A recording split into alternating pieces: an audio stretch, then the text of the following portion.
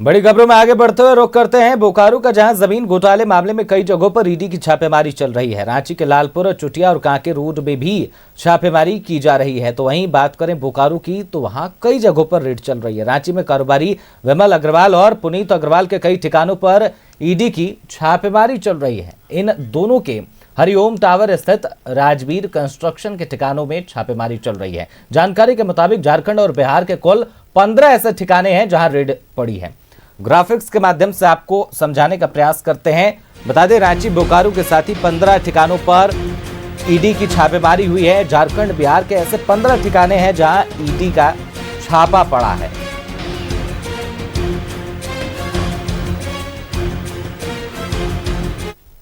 तो इस पूरे मामले पर तमाम जानकारी के साथ हमारे सहयोगी सुरेंद्र बोकारो से सीधा हमारे साथ जुड़ रहे हैं। रुक कर लेते हैं उनका। सुरेंद्र, झारखंड, बिहार के कुल ऐसे 15 अलग अलग ठिकाने हैं जहां पर ईडी ने दबिश दी है। जमीन घोटाले से जुड़ा ये पूरा मामला है। फिलहाल ताजा अपडेट क्या कुछ है सुरेंद्र? देखिए आदित्य, मैं आपको बता दूं कि ताजा अपडेट में यही है कि अभी भी जो ईडी टीम आई हुई है, अभी भी आधा दर्जन से अधिक जगहों पर छापेमारी कर रही है, कागजों को खंगालने का काम कर रही है। और अगर हम बात करें तो सीओ ऑफिस के जो हल्का नंबर 7 के कर्मचारी सुनील गुप्ता हैं, उनको अपने साथ ले गए थे। जो बगराई बेड़ा में उनका ऑफिस है, वहां पर कागजातों की जांच कर कुछ कागजात वहां से लेकर उन्हें साथ फिर से सीओ ऑफिस लेकर आई है। वहीं हम बात करें तो डीएफओ ऑफिस, रजिस्ट्रार ऑफिस, और हम कह सकते हैं कि जो यहाँ प्रोजेक्ट वर्क के हेड उनके घर, वहीं पर जो तेतुलिया मौजा की जहाँ जमीन है वहाँ कार्यालय में, और साथ ही हम कह सकते हैं कि जो रैयत है इजहार हुसैन और अख्तर हुसैन के साथ साथ एक ऋतु डी में भी छापेमारी चल रही है। लगातार सुबह से ही यहाँ ईडी की टीम पहुंची हुई है।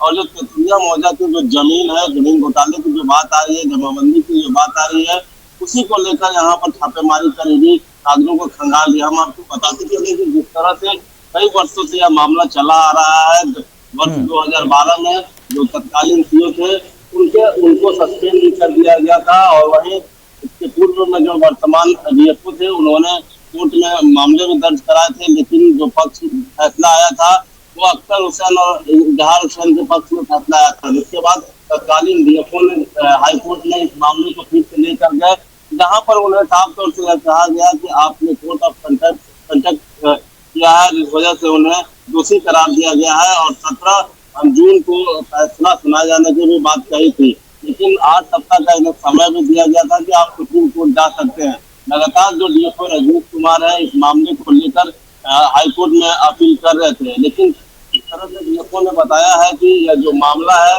बंगाल में जो कागजात थे उनके साथ छेड़छाड़ किया गया है। जो अख्तर हुसैन और इजहार हुसैन जमाबंदी की बात कर रहे हैं, वहाँ पर वो कागजात नहीं उपलब्ध है।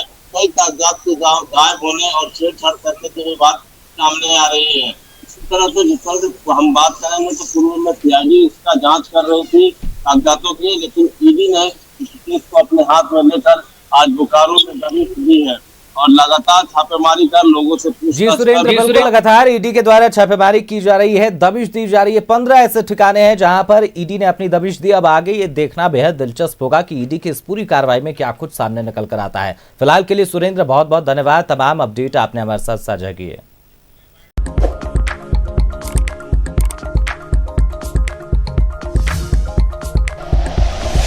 Like and share videos, subscribe करें हमारा चैनल और प्रेस करें बेल आइकॉन। न्यूज़ 11 भारत, सच है तो दिखेगा।